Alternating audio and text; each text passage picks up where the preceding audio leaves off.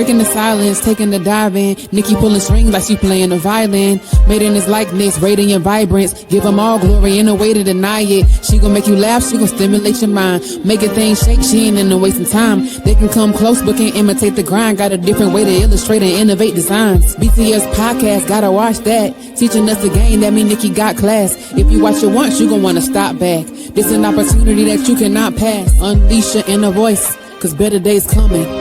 Better days, get ready for better days. Better days, better days. Better days, get ready for better days. Better days, better days. Hey everyone, welcome to another powerful episode of Breaking the Silence. I'm your host, Arthur Nick Nicole, and today I have something special for y'all. Listen, when I saw his bio, y'all, I was like, this is amazing. And I couldn't wait to sit down and have a conversation with him. So today's guest is Mr. Tramaine Long. He is a producer, singer, and songwriter. Yeah, he wears a lot of hats. So I'm not going to tell you too much about him. So after his countdown, I'm going to let him tell you about the amazing things that he's done. So after the countdown, please welcome him to the platform. Can't get enough. I'm feeling blessed. I can't deny. Every day I'm reaching for the sky. I had a long struggle with pride. Till my father came and rearranged my life. Because he chosen me, showing me a better me. Sometimes I'm off, I'm not where I'm supposed to be. Cause when I'm in his presence, it's like therapy. I think I found a new favorite song. Yeah. How you doing?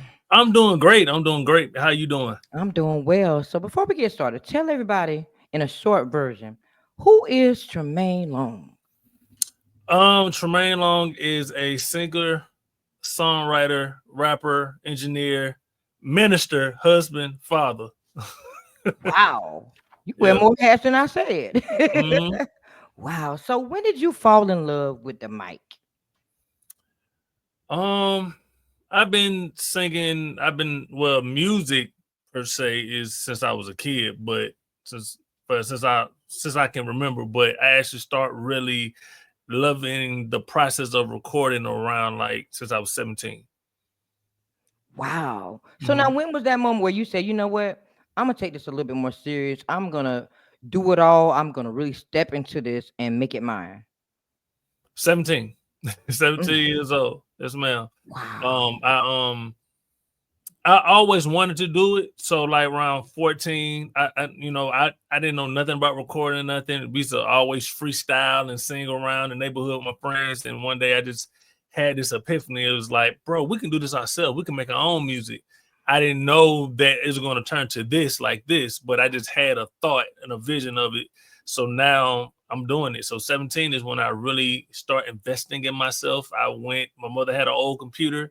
I got that computer. And then I went to Radio Shack, bought me one of them old dynamic mics from Radio Shack, and it took flight from there. Wow. Now you said Radio Shack. You went way back. Yeah, that's how long ago. Wow. So now you started your music journey, in church, just at 5 years old.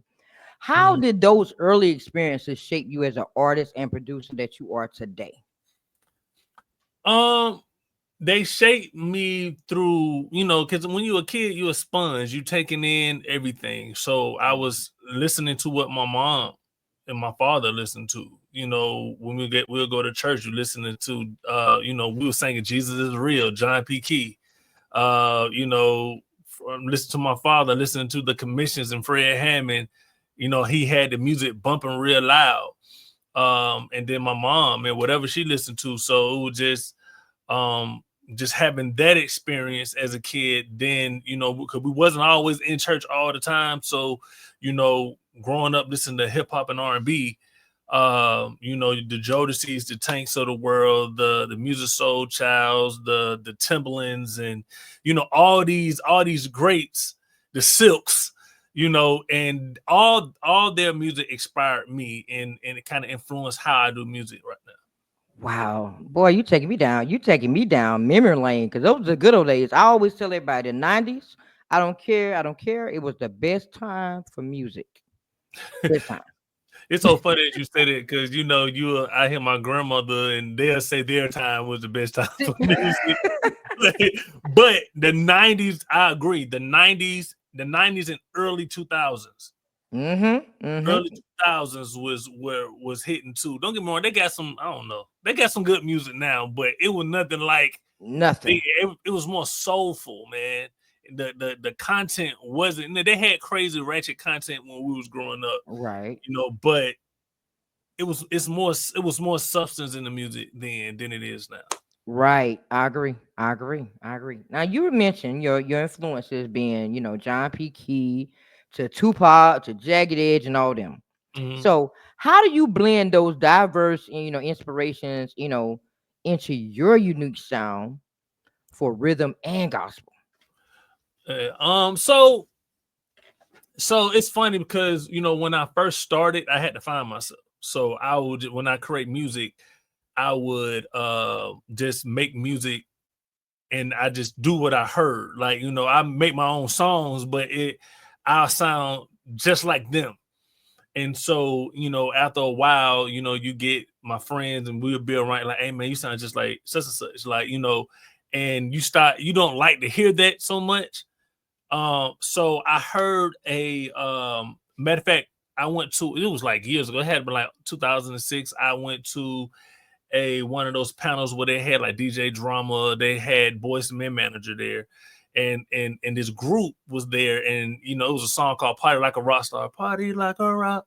I don't know if you remember that song. So the guys, they played their song, and they was like, "Hey man, y'all pretty much stole their whole song." Wow. And so basically, it was the same type of song. It wasn't the exact song, but the same type of song. But the thing that Boyz II Men manager said was which always stuck with me. He was like, when you look and listen to Beyonce, you're like, Beyonce didn't steal. Like, you see her influences. You see Tina Turner, the Diana Rosses. You see the people that influence her, right? But she didn't steal their style. Like, she didn't steal their whole act. She took pieces from them and made it her own. Right. And so that's how listening to all those different artists is listening to their technique of how they layer vocals, how they arrange songs, how different producers that I listen to, okay, how did they make those drum patterns sound this way? Okay, okay, I learned how to do it. Now, how can I flip it to make it sound like something for me? Right. My own sound. And I feel like I think that art is kind of lost now because a lot of people just keep pushing the same type of thing, like the labels want to mimic somebody else instead of then finding the next person. Because you remember back in the day, everybody sounded different. Right.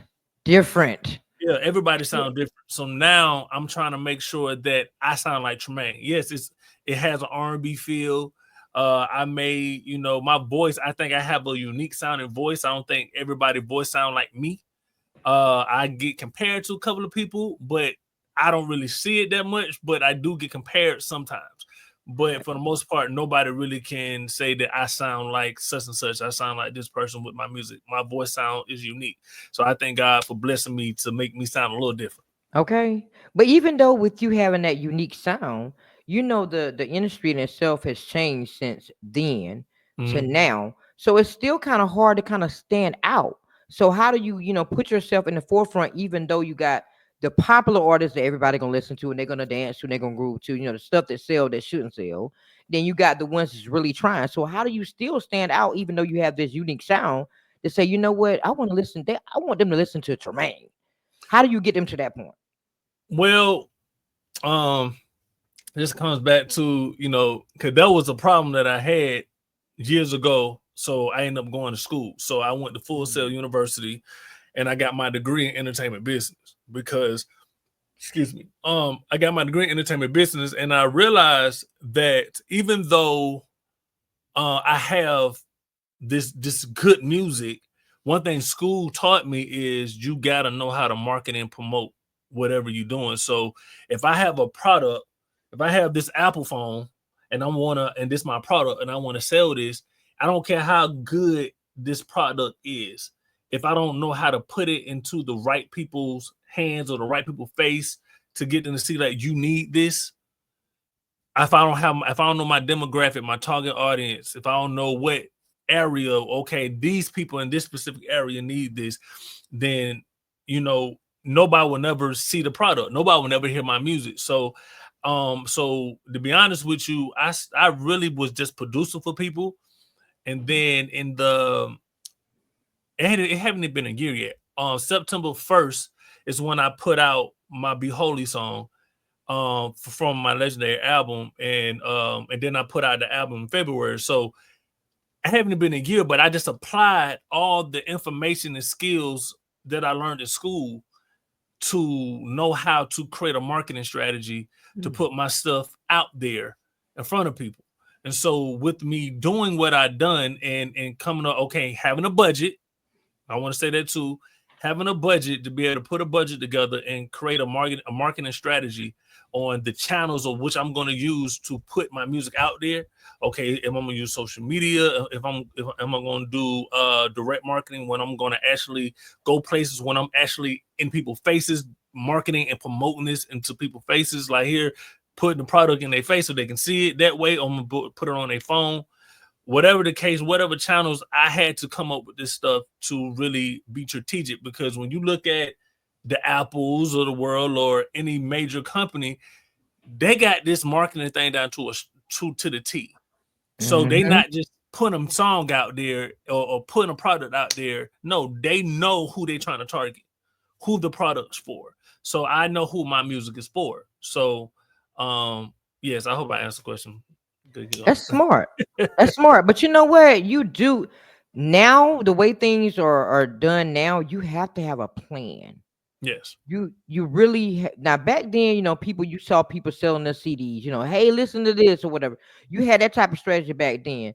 We kind of strayed away from that a little bit. Some artists I see are still have CDs, because you're making the streaming, it's like what, pennies to dollars, like it's nothing in streaming. So you have to like be out the box, and you got to do some of that direct marketing, like you said, in order to get yourself out there. So I mean, I agree with you. I feel like doing all those things matter. Yes. Okay. Like, being like, we just did a concert this weekend. I did my first concert this weekend. I had my my USBs. I don't even have it down here. Yes, I do. Hold on one second. Okay. So having a product, this is like a USB, right? It's my USB, and my album was on here, so it's USB. So this is my album, right? So we have these. I'm giving somebody some game right now. So I have this, and I have hard copies, and I sell this for what an album will sell for.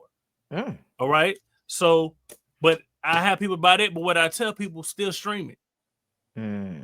Like, buy this for keepsake. You got it, but stream the music. Like, stream it, because the more you listen, the more, even though it's a fraction on a penny, but I'm getting something back from it. Something. Right. You see what I'm saying? So, which is a blessing. So you gotta have strategy on how you gonna move. Because even then, back in the day, you talking about people selling CDs out their trunk. That was a plan and a strategy. Okay. So they had a plan. So you gotta now that we got all this technology and things are different, you gotta advance with the time. So you gotta stay in it, in any business. I don't care what industry that you in. The marketplace is always changing. So you gotta adapt to the marketplace. So you can stay relevant. Okay, so you say stay relevant by adapting, but what about the old schoolers? Like, what about the artists that are really, really old school, don't know nothing about technology? What are they gonna do? They're gonna have to get with the time. they're gonna have to find somebody that knows how to do it to help them to do it. And that's the part of That's the part of this thing that people don't like to do because being an artist costs. Yes. It costs. If you don't have a label backing you, somebody investing in you, and you wanna, this is something that God put in you to do, you're gonna have to like really put some money into this. But if you don't have no money to put into it, or you have money, I know people that have money don't even want to put money into this Okay. thing. They talking about this is what they want to do. And you're gonna have to put that's gonna be one of the first things. You're gonna have to put some money into this. And you may not see a return on your investment financially. You're gonna see some return in like everything that I haven't really been seeing a big major return on finance from a financial standpoint.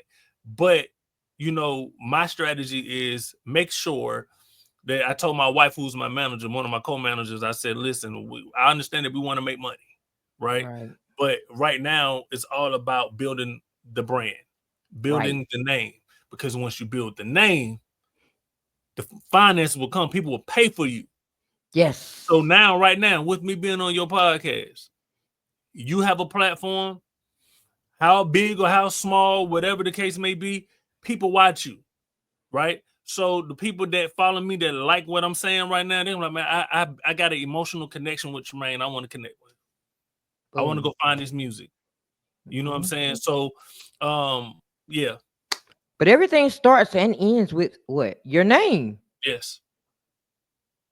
Yes. That's it. But I've been saying that, like, I've been podcasting for almost 2 years now. Mm-hmm. And in the beginning, my mom would say, you know what, you got to make you some money from it. Not now. It's not the time, Mom. I have to build my brand first. Mm-hmm. They got to know who Arthur, Nikki, Nicole, and Breaking the Silence is first. Mm-hmm. Once they know who I am, then okay, everything else will come later on. Yeah. I'll be blessed in the end, but it's going to take time and it's going to take money. You have to have the proper equipment. You have to have things that's going to keep you running. And like you say, you have to keep up with this technology. So at the end of the day, it's going to take time. Just invest in yourself, and that's how you get where you're going. Period. Yeah. That's how I look at it. So now, after investing in that first microphone that you had when you were 17 years old, and you got what, Florida? You had the Florida studio. Now that you look back at that, what was the biggest lesson that you learned in those early years about music?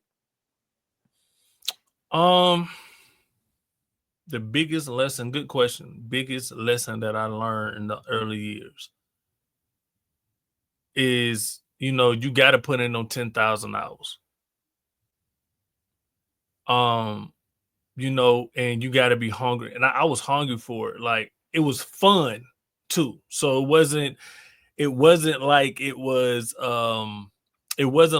just like, oh man, it's a job or not. It was fun. I enjoyed doing it, but I spent time in it. And when I bought that first mic, this is when I was learning how to make beats, and I made a beat, and I was trying to make a beat like another artist's song. Like, I was just trying to learn how to make beats, and I had my mother. I told you I was 17. I said, Mom, I saw my mom. I said, hey, and I said, Mom, this sound like this, don't it? And she said, no, baby. Not no, baby. No, baby, it don't. And I didn't get mad. I didn't get mad at her. It was just when I thought about it, I said, it don't sound like that. I don't know what I was thinking when I made it. But when she said it didn't, it just something clicked me, and like, no, it don't sound like that. I'm glad she was honest though with you. Yeah, and that's what I needed. And so early years, one of the lessons I learned: have honest people around you. Yes. And not just gonna tell you what you want to hear. And so I had to, that moment made me want to really be a critical listener when it come down to me creating music, like really paying attention. And my ear grown since then, over the years, I got better and better. Every time I do music and I'm like, oh, I could have did that better. I could have done that better. But hopefully that answers your question. But you know what I've learned after interviewing so many artists, and then me trying to take my own journey, because I've been being bullied by my artists that you need to put you an EP out, you need to do something. So I was like, all right. After I had my first event, I decided to do a song with my son, and they heard me actually open my mouth and sing. Mm-hmm. So I have been trying to record, and like the songs that you hear, I made all the beats with my podcast. I said, I'm gonna start small. I love making beats, so I'm gonna make the beats. But I have a different respect for y'all because it takes time to sit down and really record this stuff, put it all together, mix and master it, make it sound good. I don't know if I'm being too critical, No, but at the end of the day, I can't put out something every week. I don't know how artists do that. How they do it every single week or every other day they're putting out songs. Is that how you operate when it comes down to putting out music? Put out songs. You know, I know I got nephews and stuff like that do music. They always putting out a whole bunch of music. And I'm more for quality than quantity. It's just me. Now that doesn't mean that I can't make songs fast. Right. But I need to put, like right now, I got an album out. We working the album. Why would I put out more music when I'm still pushing this album? You know what I'm saying? It need to make sense. It need to make sense. Now, if I wasn't in legendary mode with this album, then I'll probably put out a couple of singles, see what they do, right? But even then, they say, like, you know, for this album that I just released, I put out 3 singles that's on the album before the album came out. So you know, I put those out, but I had a strategy. This is the thing. I had a plan. I'm gonna get some gems on here today. So this is called the waterfall effect. I heard of that before. The waterfall effect. So so when you put out singles, and then cause you got the ISRC code that's attached to the song. So once you take that and you upload those songs with the album, all those streams that you accumulated from your singles automatically get attached. So when the album drop on the first day, you got all these streams. Yep, you drop one song at a time. Then add them. That's why you see these artists, they put out 2, 3, or 4 singles before they release the album to get the streams up. So then once the streams hit a certain place, then we're like, all right, on our first day, we did this. You know what I'm saying? Strategy, thinking. You know what I'm saying? Knowing how to, and it's not illegal or nothing. It's working the system. The system is there. So it's a loophole that you gotta that people exploit. Just keep on it. But knowing that is what helps you to be able to establish yourself. So yeah. Now you just gave me a new twist to it because I knew how it worked, but I didn't know that you get the streams when you release that album from the first single. All of those singles that you released goes with that. I didn't know that part. Yeah. Wow. So okay. So let's talk about this new album. Let's talk about Legendary.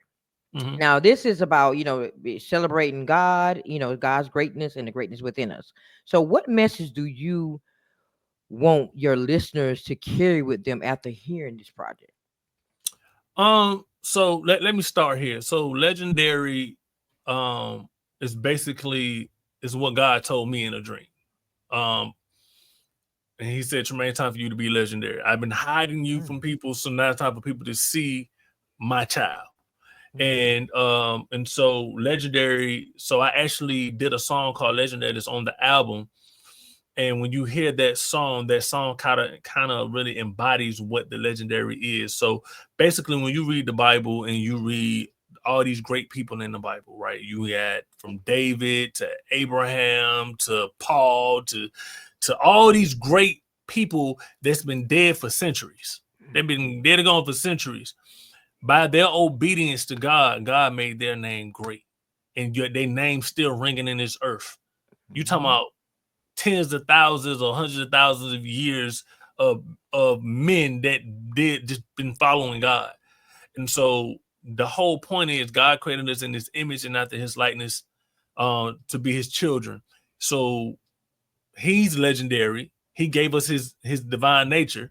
If he's legendary, he gonna make us legendary. And the only way for us to be legendary in the way that he wants us to, we have to be obedient. And that comes with having a relationship with him. So that's what the whole album is pretty much all about. I try to hit it from different angles. You know, I got a song on there called Her, where I'm talking about my wife. She's legendary. She's a legendary woman, a legendary wife. She's legendary, you know. And then I got a song on there called Time, like, you know, or Love Language, or, just understanding this relationship that I have with God. Like, God, teach me your love language, because his love is legendary. Time is spending time in his presence. It's like, that spending time in his presence is building this relationship. So it's just like, okay, like this relationship is so legendary. God has been undeniably the best thing in my life. Outside of and I'm not just saying it just to say it, I'm just being honest. When I ain't had nobody, he was there, comforting me and keeping me, protecting me when I didn't want to be kept. Okay. So that's what the legendary album is all about. Come through, Tramaine. Come through. You better tell them about it. Seriously. So that's relatable for me because a lot of times we don't know it, but when we go through things and things just happen out of the blue, and you be like, I don't know how that happened. Mm-hmm. That was God. When nobody was there, he still was there. Mm-hmm. Been there. The word said, I will never leave you nor forsake you. Mm-hmm. Don't be dismayed. Don't be afraid, because I'm with you. So, and once I understood that scripture, I don't think people understand how powerful that is, because when I was dealing with rejection and dealing with anxiety, depression, and all the different things, dealing with going through bad marriages and all this stuff that was going on, dealing with child abuse, and really thinking that I'm not worthy, I'm not good enough, and God said, no, you are good enough. Who told you that lie? You know what I mean? I'm with you. I told you I'll never leave you nor forsake you, and I have to stand on that and remind myself of that. Yes. So yeah. Yes, they don't know how powerful that's a very. But you know what? Growing up, I grew up in the church. My mom had me at church every Sunday. If they had church, and I was there. Mm-hmm. But growing up, you don't understand a lot of different things that you are told and taught until you start going through those things in life, and you're like, okay, this is what Mama was trying to tell me back then. And then now I'm going through this storm, and I'm learning in the storm at the same time. So when you get older and you start experiencing stuff, you start understanding what Amazing Grace that song meant, and you start feeling those lyrics. But back then, you was just singing the song, because Mama said you had to be on that choir. You had to go to church. But you gotta live and learn. That's it. Yeah. So we're down to the last two questions. You've had your work featured on several platforms like Gospel Grind Radio.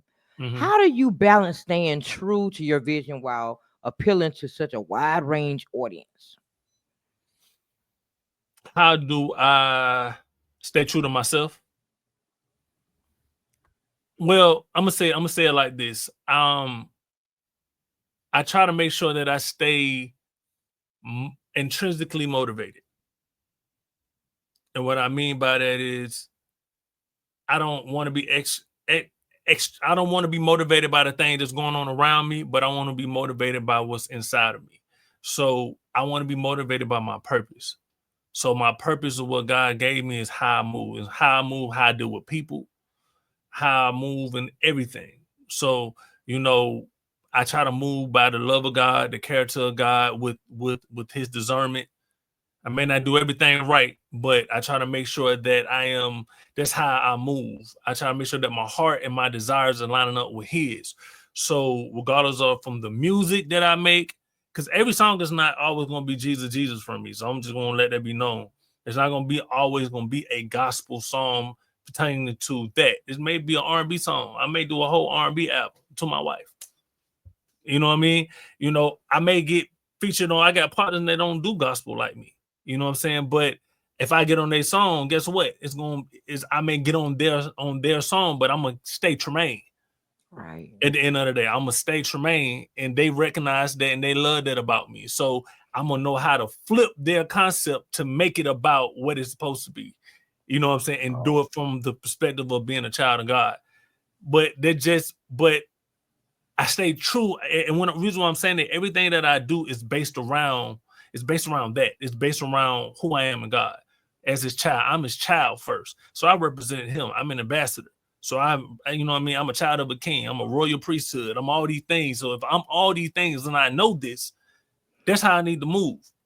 Mm-hmm. So I get that. I get that. Whoa, he said I'm a child of God. I got you. I got you. But at the end of the day, that can be really kind of stressful, right? Because you're dealing with the best of both worlds. You're dealing with the R&B world and you're dealing with the pressures of the gospel world at the same time. Yeah. So wouldn't that be more complicated? If God told me to do it, that's where I need to be. That's gonna be the best place for me to be. I'm saying this because I heard, and this will bless me. I heard a pastor, a man said that he had to go overseas. God was leading him to go overseas.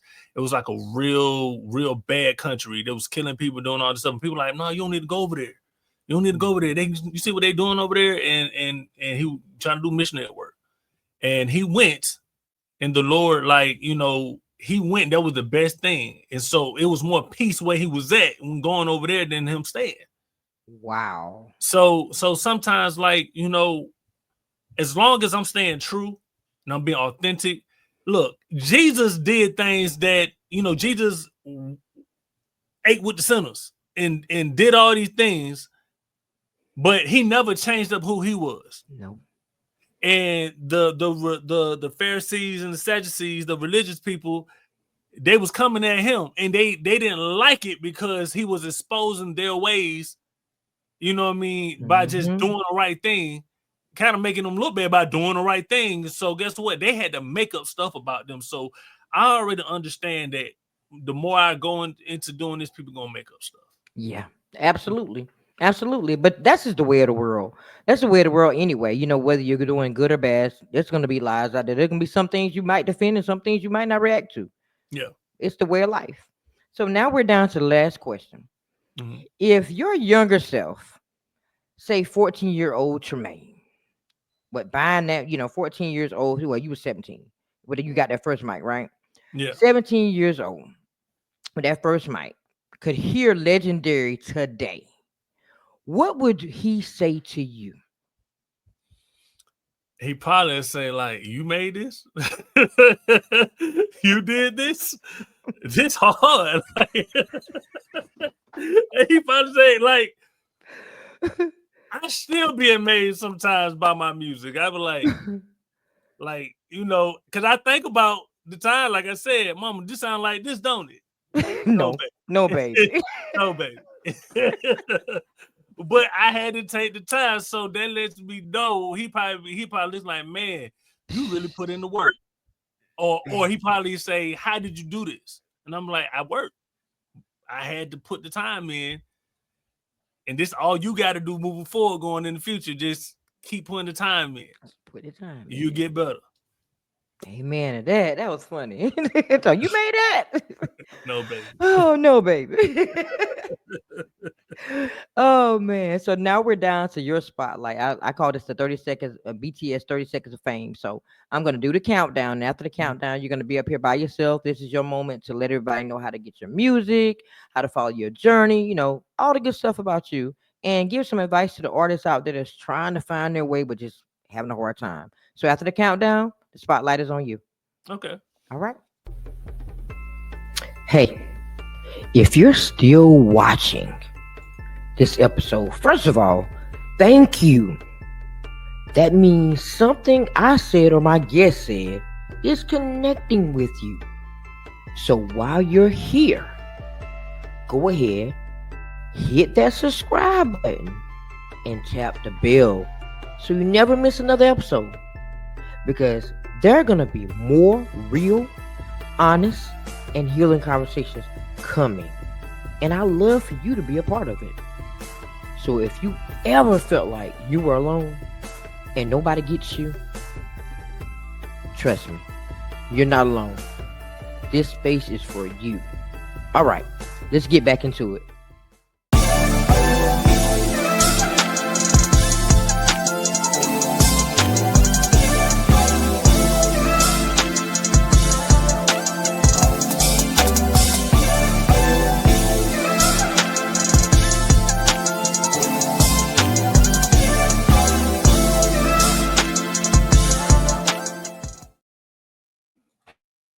All right, y'all, what's going on, man? This is your boy Tramaine Long. Listen, y'all can find me at www.tramainelong.com, Tramainelong at Tramainelong.com. All my social media is on there to make it simple. My music is on there. Please go and listen and find that legendary album on all streaming platforms. Tramaine Long, Legendary on all streaming platforms. And for everybody that's out there listening, look, this is my encouraging word for y'all. Look, be obedient to what God called you to do. If God is calling you to a thing, be obedient, because guess what? It's legendary status behind that. So be legendary. I love you guys. Peace and God bless.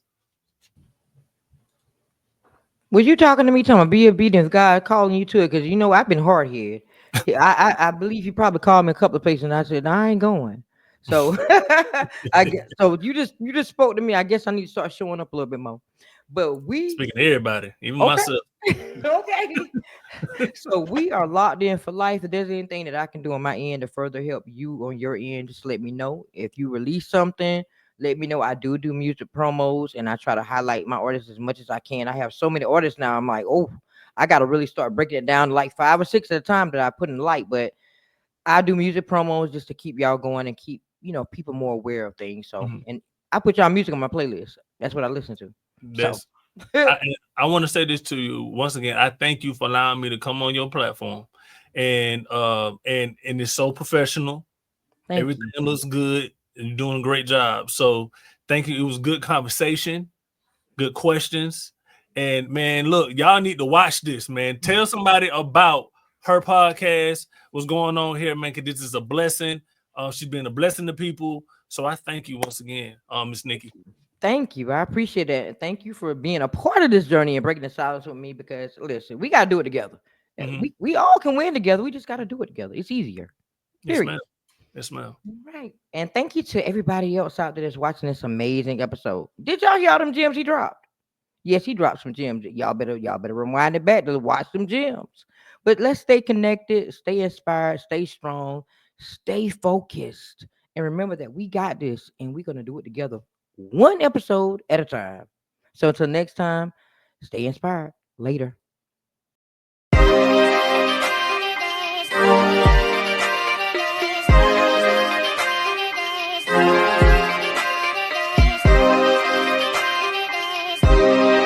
Better days, slowly but surely it's a better space that'll waste my mind, so I meditate till I levitate, I elevate, but I learn not to hesitate no more, keep moving forward, chase my goals and focus more towards it, hate the lows but I need those to flourish, place my goals in front, that's what's important, so I ask myself what inspires me, breaking out of my shell, feeling your shot quiet me, and now I'm breaking the silence like I'm Nick in the cold, let's go. Promise you gon' see better days. Gotta keep going till you see them. Promise you gon' see better days. You gotta keep going till you see them.